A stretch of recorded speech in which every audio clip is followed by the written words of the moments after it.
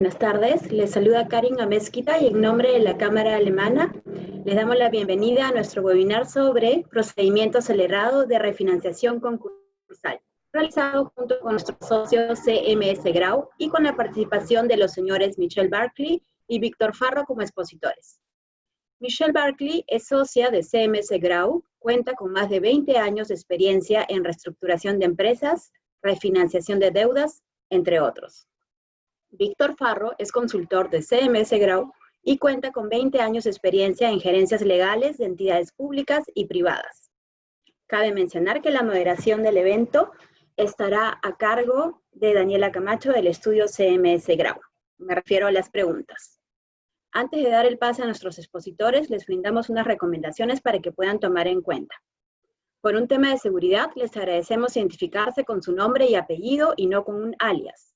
En caso que no podamos identificarlo, mi compañera Mariel Elgueta le consultará sus datos completos por el chat privado. Las personas que no sean identificadas podrían ser retiradas de la sala. Les agradecemos mantener su micrófono en silencio durante la presentación para evitar cualquier tipo de interferencia. Con relación a las preguntas que puedan tener, las podrán ir escribiendo en el chat grupal durante la presentación y llegado el momento de las preguntas, estas se leerán a los expositores. En caso que nos envíen preguntas al chat privado, se reenviarán al chat grupal.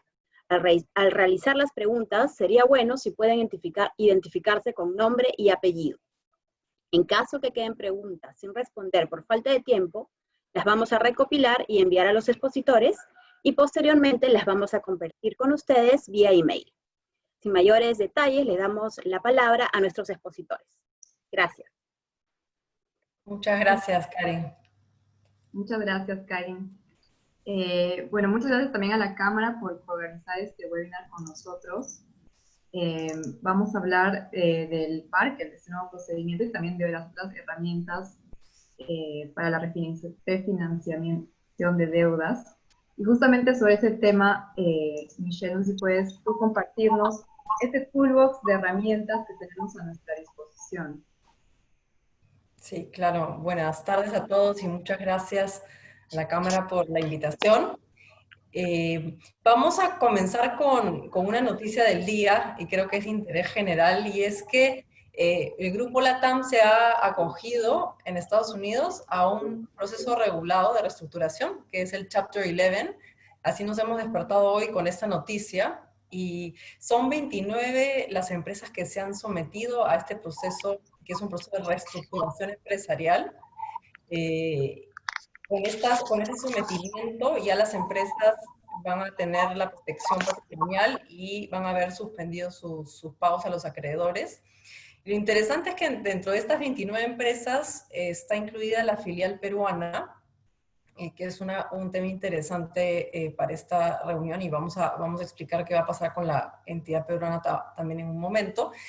Y este proceso Chapter 11, que es un proceso de reestructuración, podríamos decir que se parecen algunos aspectos a nuestro procedimiento regulado de reestructuración empresarial o reestructuración ordinaria, que está en la parte final de la lámina. Entonces vamos a comenzar por ahí. Y estas reestructuraciones ordinarias, como el Chapter 11, tienen como propósito suscribir un plan de reestructuración empresarial que no implica solamente la refinanciación de mis pasivos en el tiempo, sino asimismo reordenamientos operativos, comerciales, definición de qué líneas de negocio van a seguirse, cuáles no, etc. Y eso es lo que va a pasar en el caso de LATAM también, pero en Estados Unidos.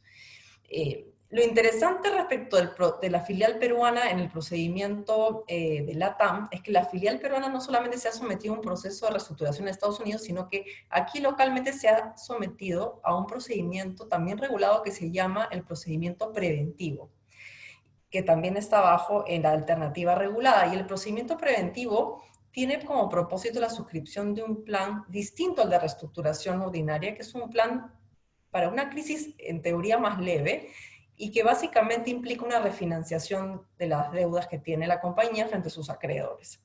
Esa es la finalidad del preventivo. Entonces, en el caso de LATAM, va a ser interesante ver cómo se desarrolla el proceso, recién ha comenzado el día de hoy, y ver cómo van a manejar paralelamente un proceso preventivo local que implica una refinanciación de deudas únicamente para una crisis más leve, con un proceso de reestructuración más complejo en Estados Unidos de todas estas 29 empresas afiliadas que, en fin, están ubicadas en diferentes partes del mundo, no solamente en Estados Unidos. Este proceso en Estados Unidos se va a manejar como un solo proceso consolidado, porque así se permite allá, y con la intención de suscribir un plan de reestructuración. Entonces tendremos un plan de reestructuración en Estados Unidos y un plan de refinanciación local que van a tener que manejarse de manera simultánea.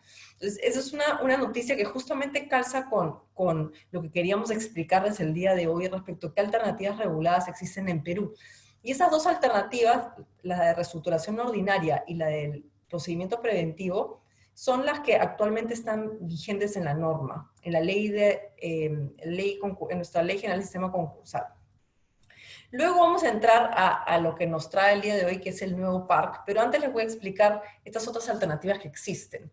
Y ahí vamos a ir primero a la alternativa privada, que son básicamente acuerdos que se suscriben entre una empresa y un grupo de sus acreedores.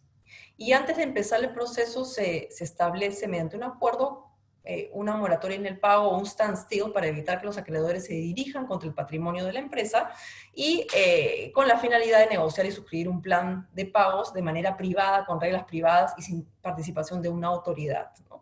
En estos casos funciona esta alternativa cuando tienes pocos acreedores, están dispuestos a negociar y a suspender cualquier actividad o acción de cobro frente a la compañía.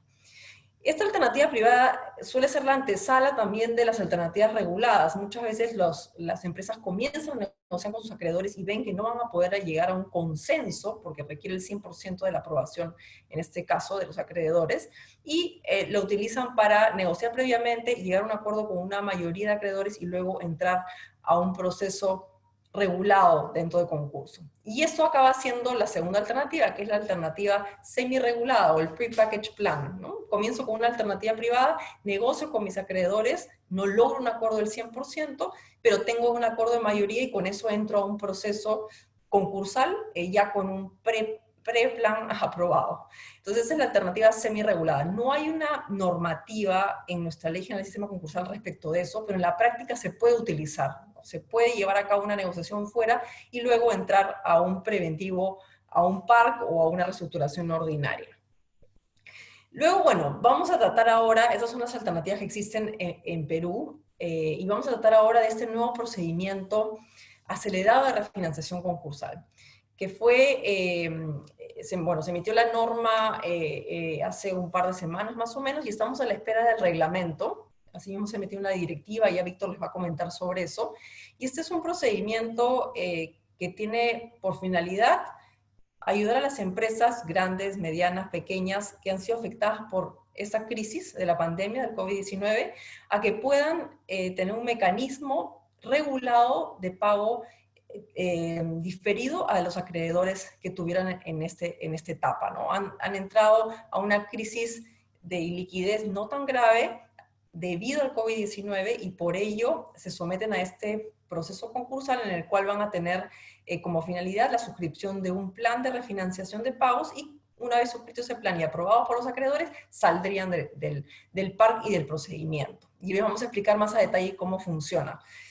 Como les comentaba, estamos pendientes a que se emita el reglamento, que básicamente va a dar algunos plazos procedimentales y algunas precisiones que quedaron pendientes de la norma, y esperamos que como máximo el 8 de junio sea emitido. Y con eso entre vigencia la norma y el procedimiento mismo. Podemos pasar a la siguiente, Dani. Y el PARC es un procedimiento que permite a las empresas tener una plataforma para negociar con los acreedores. Va a depender mucho de la empresa y de los acreedores el tiempo que dure este proceso. Si bien el reglamento va a establecer cuáles son las etapas, cuáles son los plazos a seguir y los días que tenemos para hacer una u otra actividad procedimental, lo cierto es que el plazo que más demora en este tipo de procesos es la negociación entre la empresa y los acreedores. Con lo cual, si alguien está pensando en iniciar un PARC o iniciar un procedimiento en general para efectos de refinanciar pasivos, debería comenzar el día de hoy de una vez a conversar con sus acreedores y organizarse respecto al proceso y el plan que se podría presentar y negociar finalmente dentro del PARC.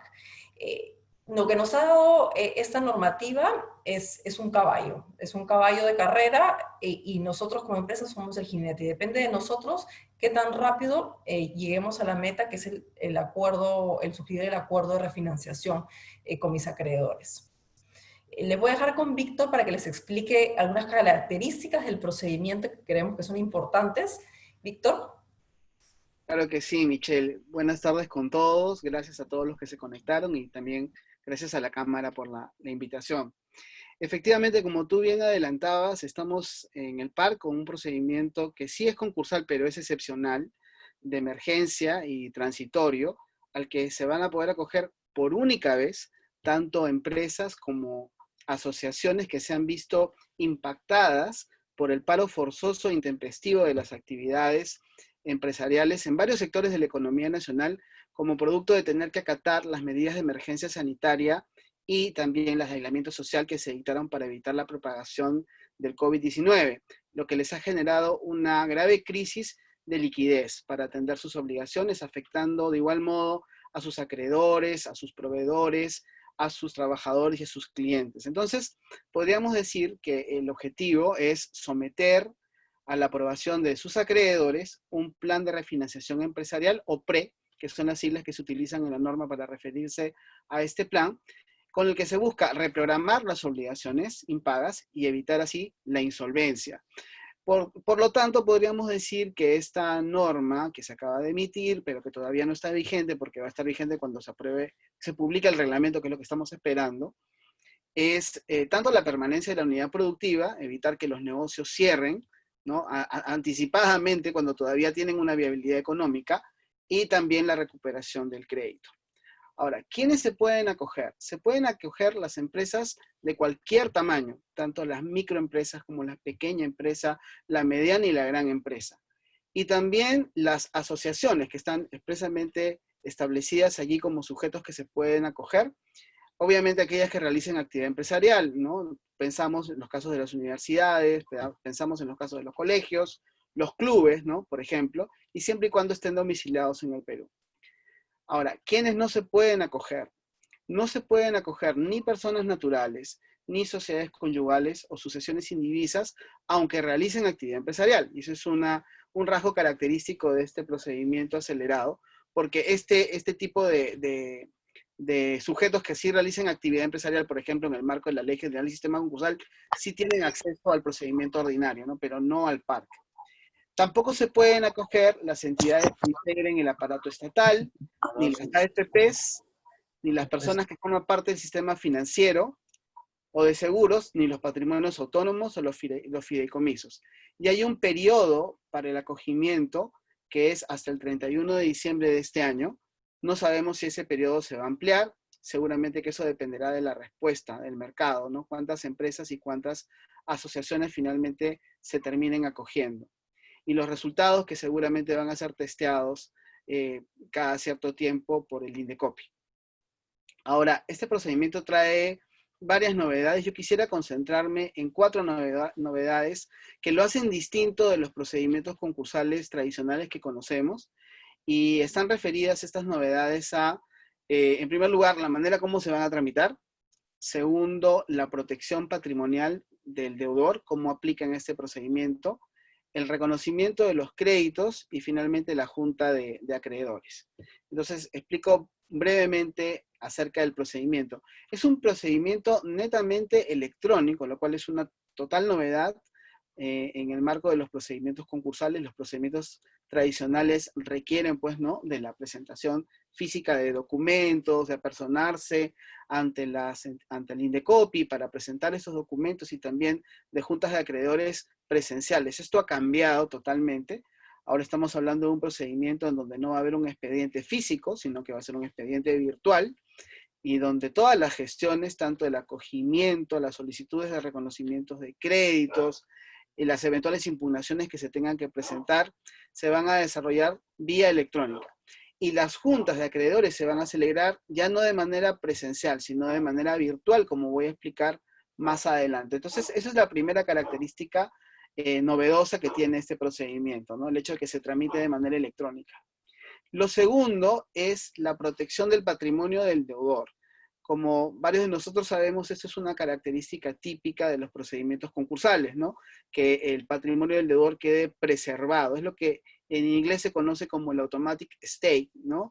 Que es básicamente, se van a suspender la exigibilidad de las obligaciones del deudor que se hayan devengado hasta la fecha en que se difunda su acogimiento al procedimiento. Esto ocurre también en el procedimiento preventivo y en el procedimiento concursal ordinario. Y también las autoridades que vienen conociendo de procesos judiciales, de procesos coactivos, de procesos arbitrales o administrativos, no van a poder dictar ninguna medida cautelar que esté orientada a ejecutar el patrimonio. El patrimonio se va a tener que preservar porque va a ser destinado a la realización de una actividad económica de la cual se esperan los flujos y los resultados suficientes como para la reactivación del negocio y empezar a pagar las obligaciones que se reprogramen. Pero ¿dónde está el matiz diferente en el PARC? Bueno, quisiera hacer una comparación con el procedimiento concursal preventivo, que es al que más se asemeja. En el procedimiento concursal preventivo, este automatic stay no es realmente automático, porque solamente se aplica al deudor que así lo solicita, ¿no? Si quiere una protección patrimonial, el deudor lo tiene que solicitar.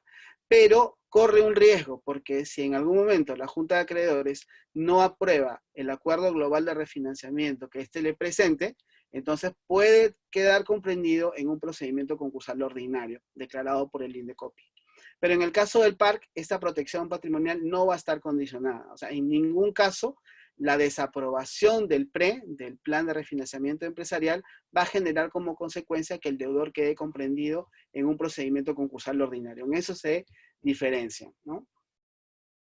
El otro aspecto que les adelanté está referido al reconocimiento de créditos.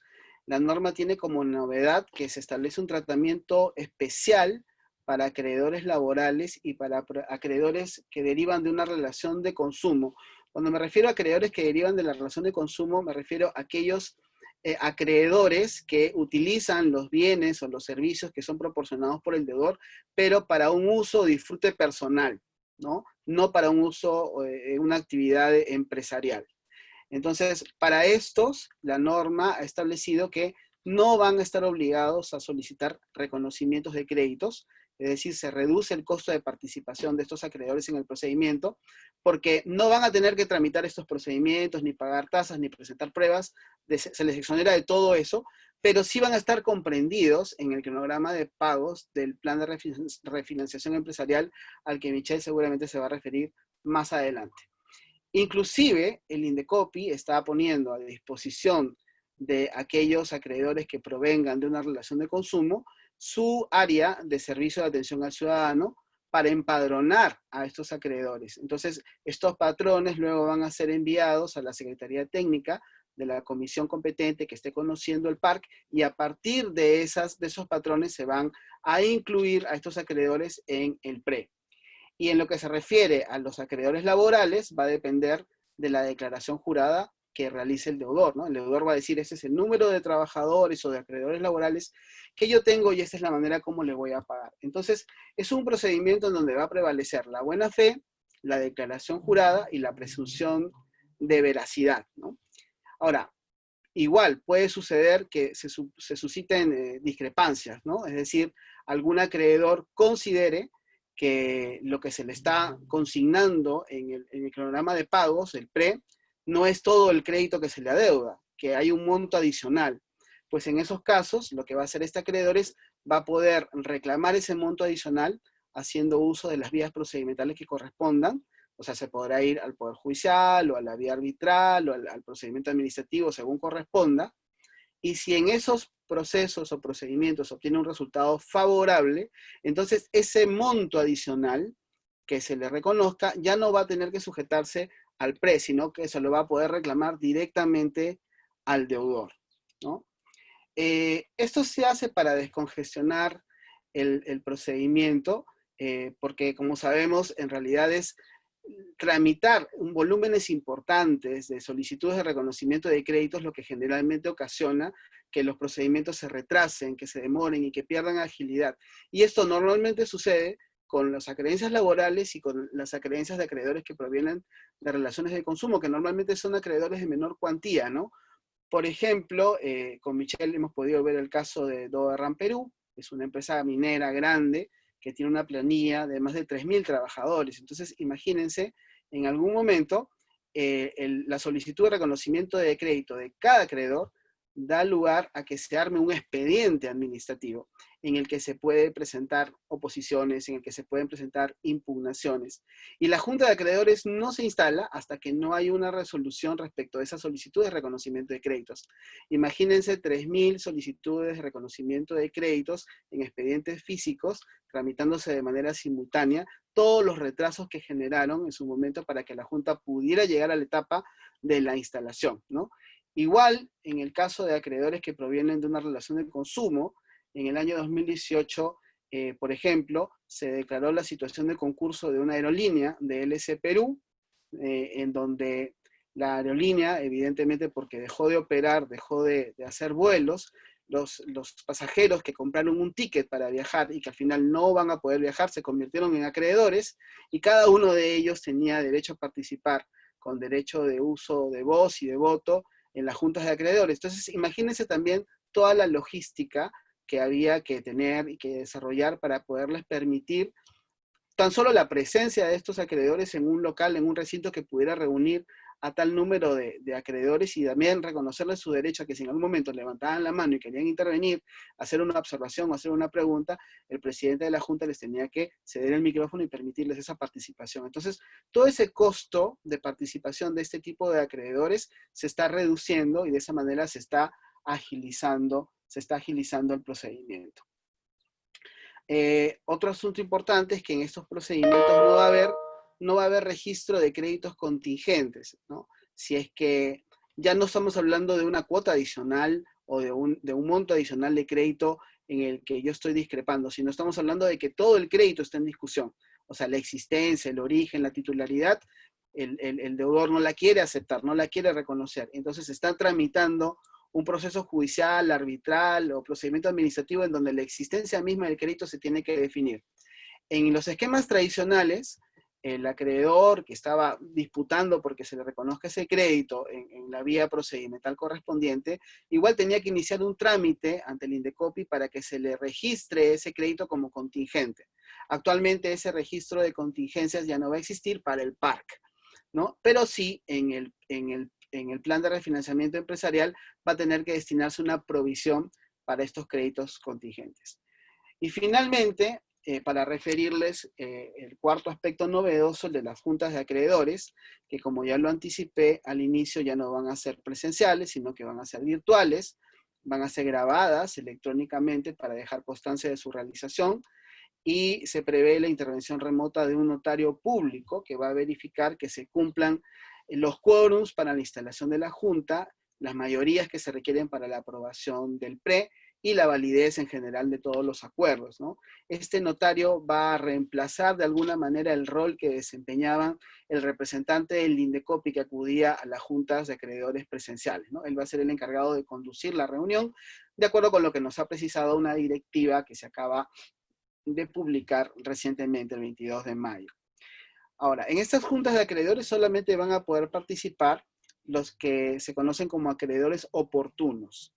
¿Quiénes son esos acreedores oportunos? Cuando se emita el reglamento, va a indicar un plazo dentro del cual los acreedores van a poder apersonarse al procedimiento y obtener el reconocimiento de sus créditos. Solo aquellos que obtengan el reconocimiento dentro de ese plazo van a poder participar en la junta de acreedores. Aquellos que no lo hagan en ese plazo, o sea que obtengan un reconocimiento tardío, entonces no van a poder participar en la junta de acreedores.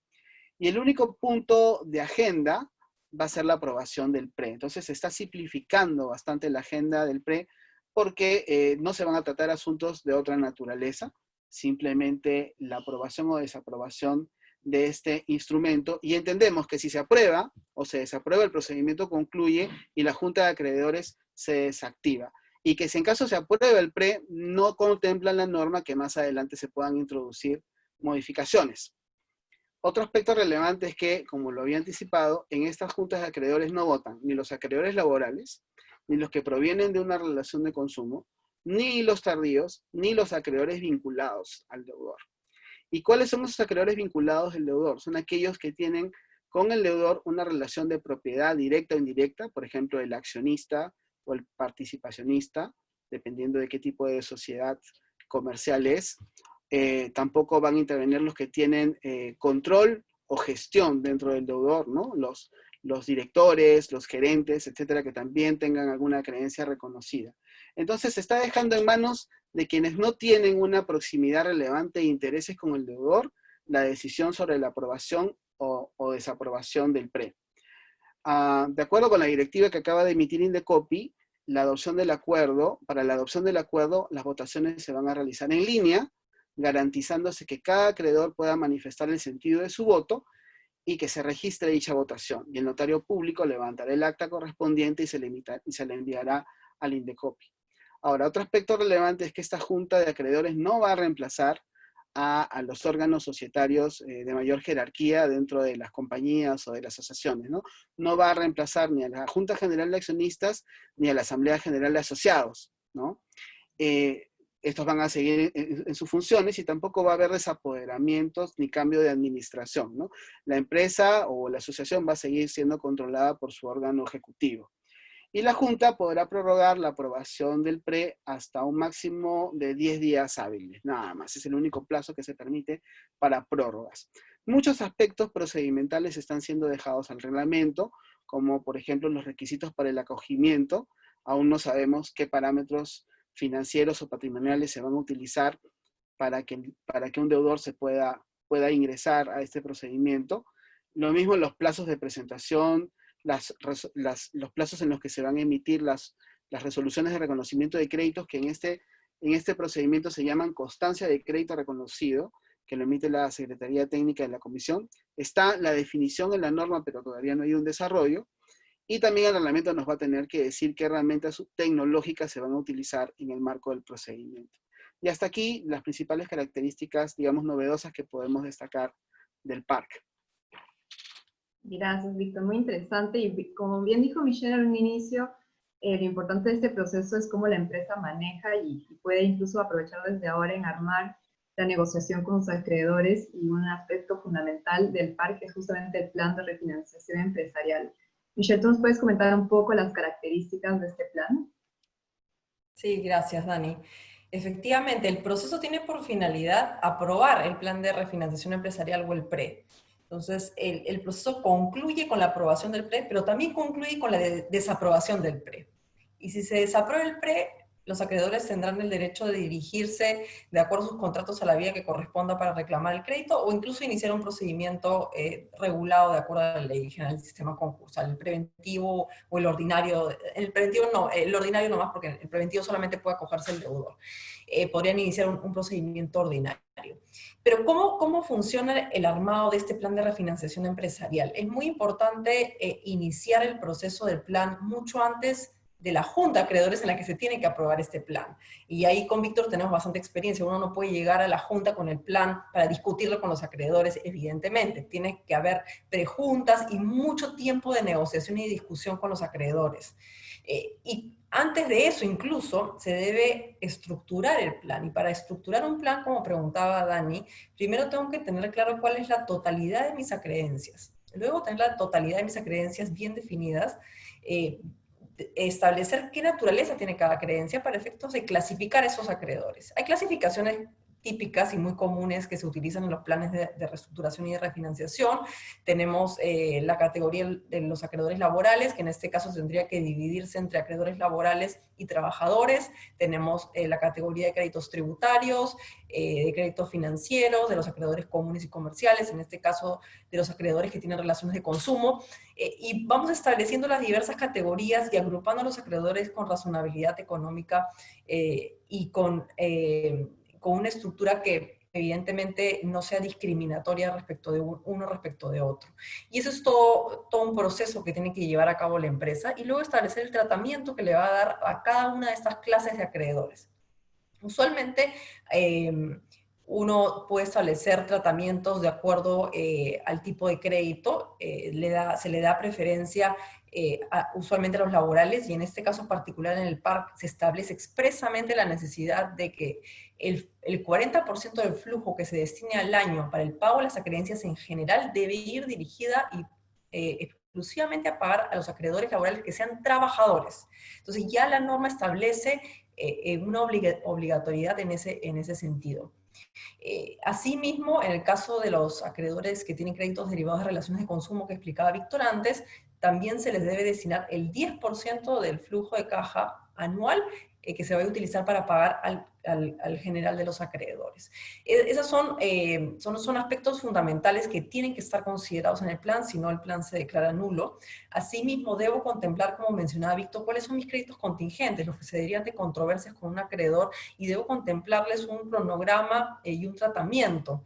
Y ahí, en un caso hace un tiempo, no era un PARC, porque el PARC se acaba de publicar, pero en un caso de reestructuración nos pasó en algún momento que la empresa estaba discutiendo con la autoridad tributaria un crédito, y era un crédito contingente, y no habían otros créditos tributarios, era ese crédito tributario. Entonces no teníamos claro qué hacer y qué tratamiento darle. Al final lo que se hizo fue establecer un tratamiento para créditos tributarios, un cronograma para créditos tributarios, y cuando se verificó y el acreedor tributario, en este caso SUNAT, verificó que tenía un crédito a favor o en contra de la empresa, lo reconoció y se empezó a correr el cronograma a partir del momento en que SUNAT ganó el proceso en contra de este deudor. Entonces se estableció un plan a pesar de que no existía un acreedor en ese momento verificado, sino solamente un acreedor contingente. Entonces esos son algunos de los aspectos que hay que tener en cuenta para efectos del armado de un plan.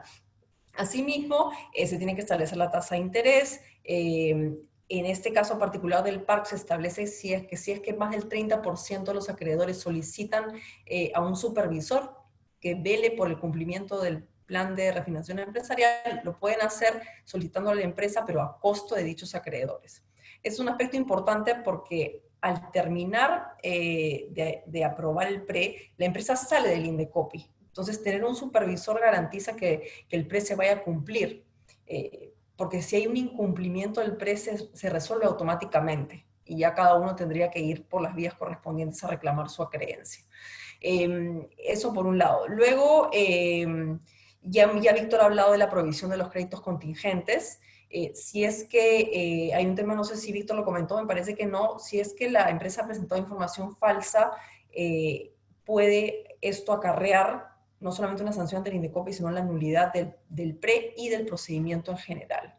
Entonces, ese es otro aspecto relevante. El tema de que sea una aprobación virtual, en una junta virtual, vamos a ver cómo funciona. Vamos a tener una junta justamente este jueves con Víctor, vamos a ver cómo funciona esa junta a través de Zoom. Va a ser la primera junta a la que asistimos de acreedores de manera virtual, no en un PARC, porque este no ha sido todavía iniciado, pero en un procedimiento ordinario. Así que tendremos más información para el siguiente webinar, pero vamos a ver, yo creo que va a ser súper útil, va a reducir costos significativamente, y en el caso del PRE, dado que, como Víctor ha explicado, votan menos acreedores, debería ser un procedimiento mucho más ágil y mucho más rápido, y tener en 45 días hábiles un plan aprobado debería ser la meta para las empresas en este caso, ¿no? Gracias, Michelle. Y justamente uno de los beneficios que tiene el PARC es ser este procedimiento ágil. Víctor, ¿tú nos puedes comentar un poco más sobre los beneficios que tiene el PARC? Sí, claro que sí, Dani. En realidad, creo que vamos a verificar qué tan beneficioso es el PARC cuando ya tengamos el reglamento aprobado y difundido. Pero si el reglamento finalmente complementa la norma de la forma como fue originalmente diseñada, y se evita pues que el procedimiento se vuelva engorroso, costoso, se empiecen a pedir requisitos que de repente hagan difícil el acceso y se burocratice y pierda agilidad, entonces esos beneficios no se van a verificar. Pero si finalmente sí se hace de la manera eficiente, ágil, célere, rápida y con costos, con requisitos que no sean demasiado costosos, van a funcionar para los negocios que ya venían saludables antes de las medidas de aislamiento social y de la paralización intempestiva de actividades, como una vacuna, ¿no? A nosotros nos gusta utilizar esa analogía de la vacuna concursal, ¿no? Es decir, Las empresas que solamente afrontaban un problema o que afrontan un problema de liquidez, pero que tienen una viabilidad económica que estuvo comprometida únicamente durante las medidas de emergencia por el COVID, van a poder conseguir esa reactivación económica.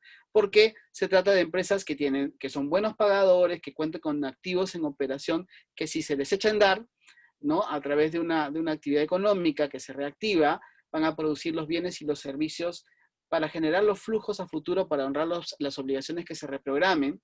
Y además, se trata de empresas que seguramente tienen cuentas por cobrar de alta factibilidad de recuperación en el corto plazo. Entonces, allí se van a verificar esos beneficios. Entonces, por eso hemos querido utilizar esta lámina, en donde hacemos uso de un acróstico. Si se dan cuenta, las primeras letras de cada palabra que están en la lámina, si se leen de manera vertical, forman la palabra vacuna.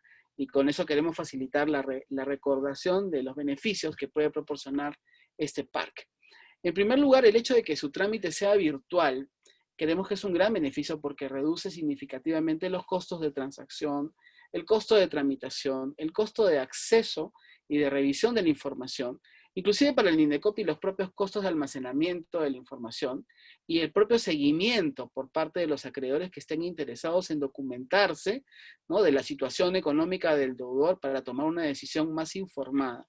¿Qué sucede con los procedimientos tradicionales? Cuando un acreedor quiere informarse, tiene que pedir la lectura del expediente físico, y en el momento que accede a la lectura del expediente físico, bloquea a los demás acreedores que no van a tener acceso al expediente en ese momento. Entonces, eso hace que existan demoras solamente para poder tener la información que yo necesito para tomar una decisión eficiente, ¿no? Entonces, todo eso, a través de una tramitación virtual, se va a reducir, se va a eliminar. Además, es un procedimiento que se ajusta a la coyuntura actual, ¿no? Todavía no sabemos cuánto tiempo van a durar las medidas de confinamiento, así que es muy importante poder tramitar un procedimiento que utilice herramientas tecnológicas y sobre todo sesiones de juntas de acreedores que sean virtuales, que contribuyan a respetar pues estas medidas de aislamiento y de no contacto físico con las personas para evitar la propagación del COVID-19, ¿no? En segundo lugar, la A de acceso simplificado, y es porque apostamos nosotros con bastante entusiasmo porque el reglamento exija al deudor el cumplimiento de requisitos mínimos, ¿no? Posiblemente se le va a tener que solicitar que presente un resumen ejecutivo que de alguna manera sustente que la crisis de liquidez se ha generado como consecuencia de la paralización de las operaciones debido al cumplimiento de las medidas de aislamiento social y las medidas sanitarias. Pero esperamos pues que no se le exijan requisitos costosos como los que están contemplados en la Ley General del Sistema Concursal, como estados financieros auditados, con notas y sin salvedades, ¿no? Con dictámenes aprobados sin salvedades, porque realmente eso hace mucho más costoso el procedimiento, ¿no? Y también esperamos que no se le pida al deudor, por ejemplo, documentar desde ahora cuáles son las fuentes de financiamiento a los que va a tener que acceder para reflotar el negocio, ¿no? Sino que traten de ser realmente requisitos que puedan ser cumplidos de una manera fácil para que se pueda, no funcionen como barreras de acceso a este procedimiento. El hecho de que sea célere también es muy importante porque la celeridad ayuda a tener una rápida protección patrimonial, lo que ayuda a evitar el deterioro de la empresa, ¿no? En los procedimientos tradicionales, esta protección patrimonial de la que siempre se habla no necesariamente llega a tiempo porque demoran muchos meses, a veces puede demorar más de un año, el hecho de que un deudor pueda terminar acogido a un procedimiento concursal si es un caso demasiado complejo, evidentemente, ¿no? Entonces, el hecho de que esa protección patrimonial llegue tarde expone el patrimonio al deterioro, ¿no? A través de acciones de ejecución que pueden iniciar los acreedores. Esperamos, sinceramente, que este procedimiento, como lo decía Michelle al principio, no dure más de 45 días hábiles, ¿no? Luego, otro aspecto importante que va a ser un beneficio en favor tanto del deudor que se acoge como de los acreedores es que todo se apruebe en una sola junta. Eso no solamente simplifica la agenda de la junta de acreedores, sino que permita que el procedimiento sea realmente funcional, ¿no? Entonces, eso sumado a la reducción del costo de participación de otros acreedores, como los acreedores laborales y los que provienen de una relación de consumo y el no voto de los vinculados debería contribuir a que la negociación fluya y la aprobación del PRE se realice de una manera más ágil. Luego, la N de negociación privada, ¿no? Nos parece que ese es un procedimiento en donde queda en evidencia que la participación del Estado realmente es subsidiaria, ¿no? Porque lo que se van a privilegiar son los acuerdos entre privados, ¿no? Desde los mecanismos de conciliación a los que arriben el deudor y el acreedor para la presentación de los créditos, como también el propio PRE, que va a ser elaborado por privados, va a ser negociado por privados y aprobado por privados, ¿no? Y también queda en evidencia que lo que prevalece es la negociación privada por el hecho de que si se desaprueba el PRE, el deudor no va a quedar comprendido en un procedimiento concursal ordinario de oficio.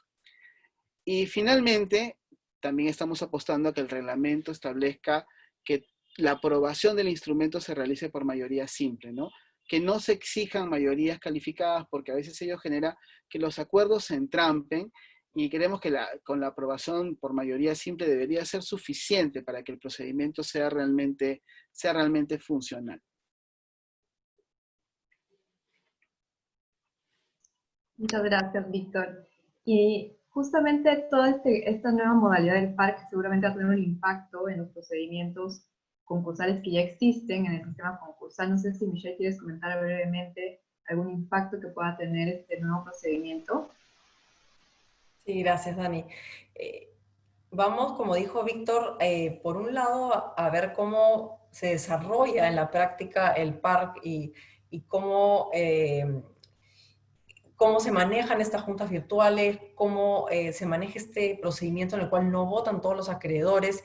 Y luego de eso, yo creo que si tiene éxito este proceso, podría tomarse muchas características y beneficios del PARC para lo que es hoy el preventivo. Eso por un lado, ¿no? El procedimiento preventivo se parece mucho al PARC, pero a la vez es muy distinto porque el plazo de resolución y de aprobación del Acuerdo Global de Refinanciación en el preventivo toma mucho tiempo. ¿Por qué? Porque la etapa de reconocimiento de créditos es extensa y justamente en el PARC lo que se quiere es que los requisitos sean mínimos, que prime la buena fe y que los acreedores presenten información básica y con eso se reconozca el crédito y que a través de las sanciones se desincentive las malas conductas.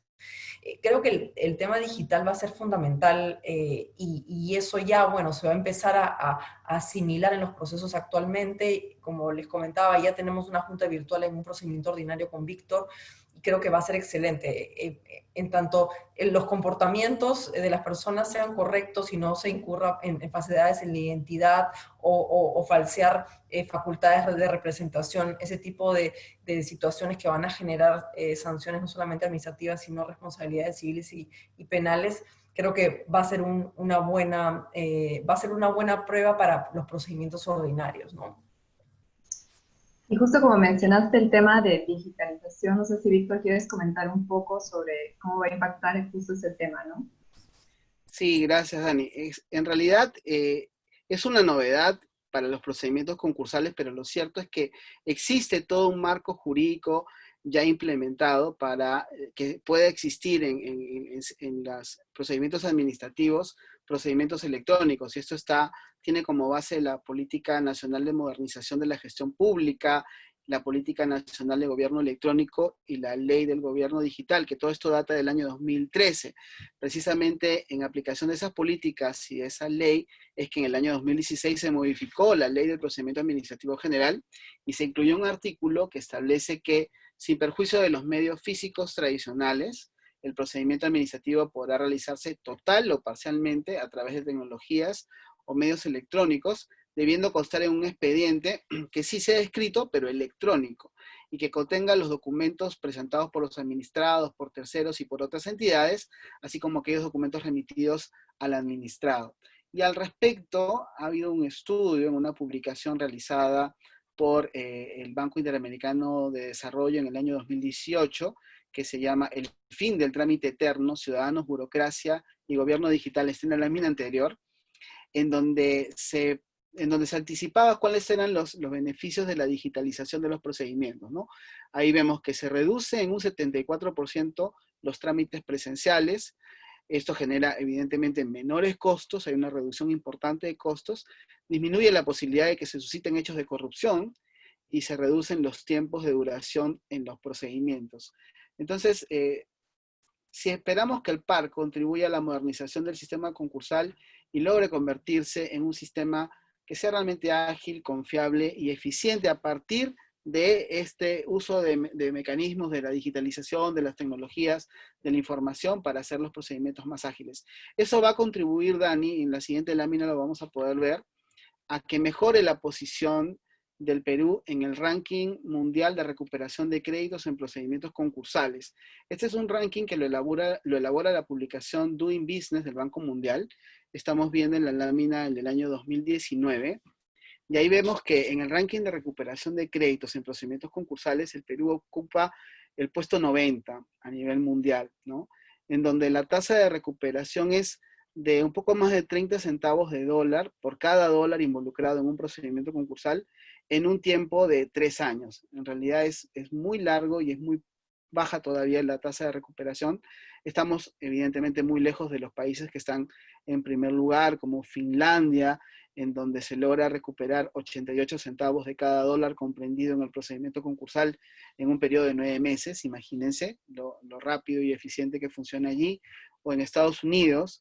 Pero no solamente estamos desfasados respecto de los que están primeros en este ranking, sino también respecto de otros países de la región, como Colombia, por ejemplo, que ocupa el puesto 40, en donde la tasa de recuperación es de 67.2 centavos por cada dólar comprendido en el procedimiento en un año y medio, o Chile, que está en el puesto 51, en donde se logra recuperar 41.6 centavos por cada dólar comprendido en un periodo de 2 años. Entonces, esperamos que si este modelo de procedimiento electrónico, célere, simplificado y funcional se replica en los otros procedimientos concursales, la posición del Perú en este ranking mejorará a futuro.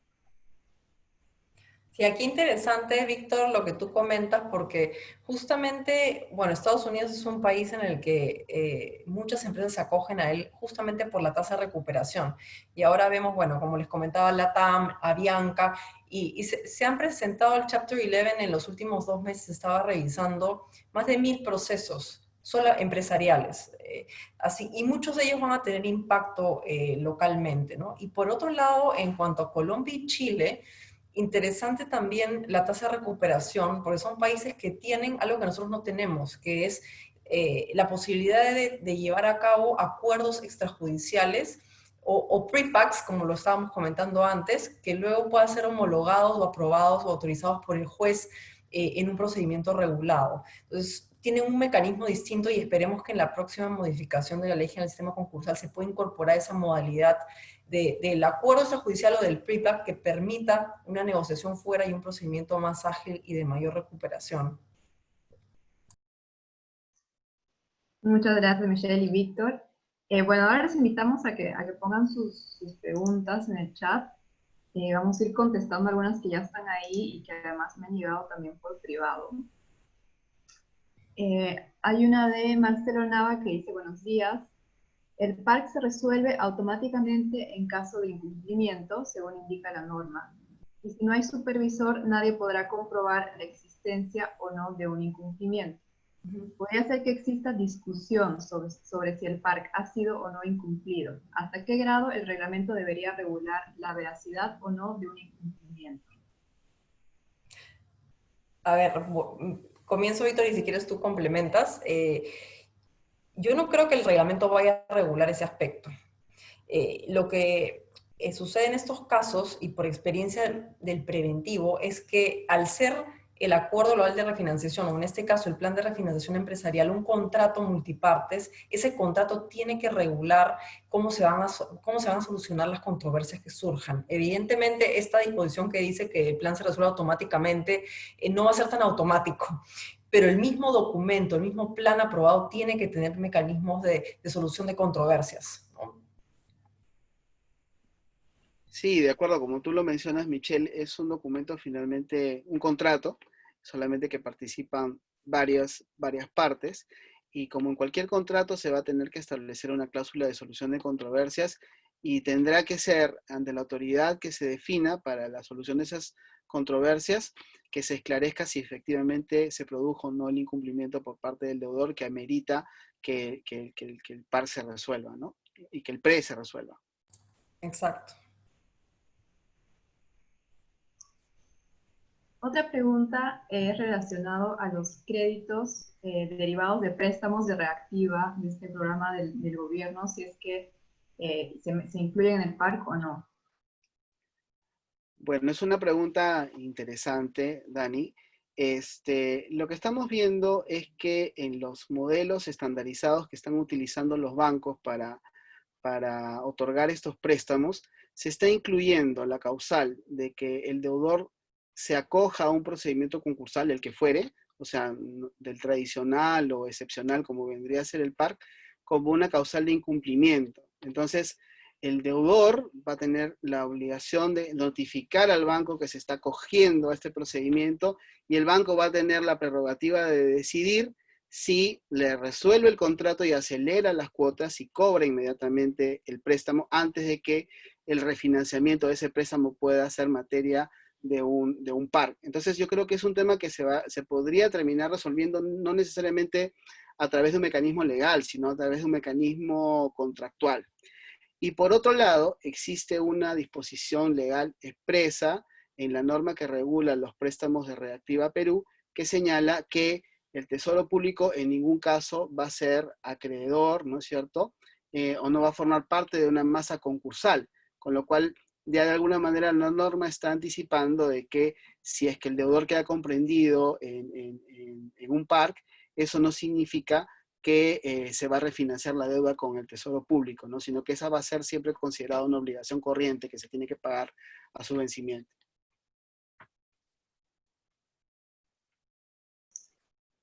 Gracias, Víctor. Otra pregunta es sobre las deudas que tienen garantías, distintos tipos de garantías, si es posible ejecutar esas garantías o si quedan suspendidas por el procedimiento PARC.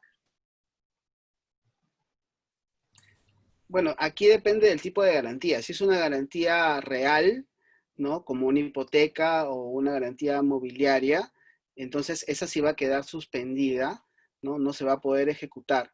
Pero si estamos hablando de la constitución, por ejemplo, de fideicomisos en garantía o cartas fianzas, esas sí se van a poder ejecutar y va a haber lo que se llama esta sucesión, ¿no? Pago por subrogación, es decir, el que actuaba como fiador o como garante va a poder apersonarse al procedimiento y también obtener el reconocimiento de su crédito. Hay un tema que no hemos tratado que se refiere al periodo de sospecha y periodo de ineficacia, que también aplica al PARC, ¿no? Este periodo de un año o el periodo entre la solicitud y el nombramiento de la administración, en el cual ciertos actos pueden ser declarados ineficaces. Y al inicio se pensó en la norma que no se iba a contemplar, pero al publicarse, bueno, eso está incorporado, con lo cual se tiene que tener cuidado con las transacciones que se realicen antes de iniciar el PARC, o constituciones de fideicomiso, que tengan por objeto de repente sacar la caja de la compañía o dar preferencia a un acreedor respecto de otro. Entonces, respecto a esas transacciones hay que tener cuidado porque sí van a aplicar los periodos de sospecha e ineficacia. Perfecto, clarísimo. Y otra pregunta, que de hecho ya la hemos escuchado antes, es que bueno, es un mecanismo súper ambicioso en cuanto a tiempos, a digitalización, y la pregunta es si Indecopi realmente tiene la infraestructura y la capacidad para afrontar todo este mecanismo y este dinamismo. Yo voy a decir que esa es una pregunta que debe responder Indecopi, pero lo dejo a Víctor para que responda. Sí es verdad que el Indecopi es el que tiene que responder esa pregunta, pero es verdad que como cualquier norma que ha sido impulsada por el propio Indecopi, ha tenido que pasar por un análisis de costo regulatorio y un análisis costo-beneficio, ¿no? Entonces el mismo Indecopi ha puesto a disposición sus recursos para implementar el procedimiento, es porque tiene proyectado de que sus recursos van a ser suficientes, pero si la demanda de servicios concursales aumentara, tiene otro mecanismo, que es el de la delegación de facultades. O sea, eso está contemplado en la misma norma concursal, que pueda celebrar convenios de delegación de facultades con entidades privadas, y pueden ser cámaras de comercio, como fue en el pasado, con universidades privadas, con colegios de contadores, con colegios de abogados, etcétera, para delegarles estas facultades y de alguna manera distribuir, ¿no?, los costos si es que la demanda aumentara significativamente. O sea, digamos que los mecanismos como para que ese tema pueda ser costeado también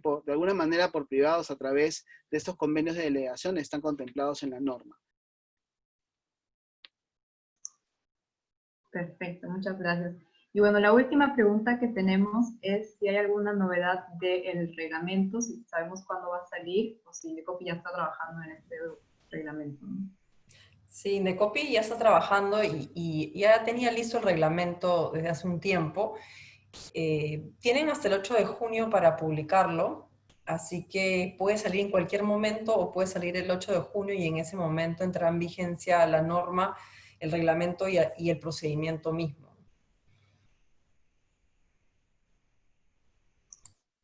Justo ha llegado otra pregunta que es Jaime Varela, que dice que no quedó claro cuál es la situación de los fiadores, avales, garantes hipotecarios, fideicomisos otorgados por terceros. ¿Se mantienen o se suspenden? Quizás Víctor puede volver a comentar sobre esa pregunta. Sí, como decía, lo que es garantías reales, o sea, por ejemplo, garantías sobre bienes muebles o hipotecas, esas sí se van a tener que suspender. O sea, no se van a poder ejecutar todo lo que implique un desapoderamiento de bienes o de activos o ejecución de patrimonio. Eso sí se va a suspender. Pero si se trata de patrimonios, ¿no es cierto?, autónomos, fideicomisos, ¿no es cierto?, eso se pueden ejecutar por fuera del procedimiento concursal, y en esos casos el acreedor no va a tener necesidad de acudir al procedimiento para que se le reconozca un crédito. Víctor, creo que también la pregunta está dirigida a si esas garantías son otorgadas por terceros. Entonces, en ese caso se regula de manera distinta, ¿correcto? Sí, claro. Si es una garantía otorgada por tercero, tú puedes ejecutar al tercero que está garantizando al deudor sin ningún problema. Exactamente. Perfecto. Bueno, esas son las preguntas. De todas maneras, aquí están los correos de Michelle y de Víctor, si tienen alguna duda, o también, bueno, como ya lo comentó Michelle y Víctor, es un procedimiento que requiere que desde ahora se empiecen a armar la estrategia para la negociación con los acreedores que tengan, siempre en miras de armar el mejor plan para que sea lo más fácil de aprobar y pues puedan reestructurar sus deudas, ¿no? No sé si quieren dar unas últimas palabras, Víctor y Michelle, antes de terminar. Solamente decir, además de agradecer a ustedes por mantenerse en línea y a la Cámara por la invitación, que no hay un procedimiento ideal, sino hay un procedimiento aplicable a cada caso, y cada empresa requiere hacer su diagnóstico y determinar qué procedimiento le conviene más. Puede ser que para algunas empresas el PARC sea la solución, para otras puede ser que el preventivo o el ordinario. Entonces, sí es importante mirar la situación e analizarla antes de presentar solicitudes ante el Indecopi. Sí, Sí, muchas gracias. Perdón, Víctor, adelante. no, simplemente agradecerles nuevamente por la oportunidad, este espacio que nos han brindado, y a todas las personas que se conectaron, y también por sus preguntas. Sí, muchas gracias Michelle, muchas gracias Víctor y muchas gracias Daniela por su participación hoy. Estamos seguros que los asistentes están muy agradecidos con ustedes. Gracias también a los participantes. Vamos a compartir con ustedes la presentación en los próximos días. Gracias. Muchas gracias. Chao. Gracias. Aprovecho para compartir con ustedes la información a nuestro próximo webinar. Gracias.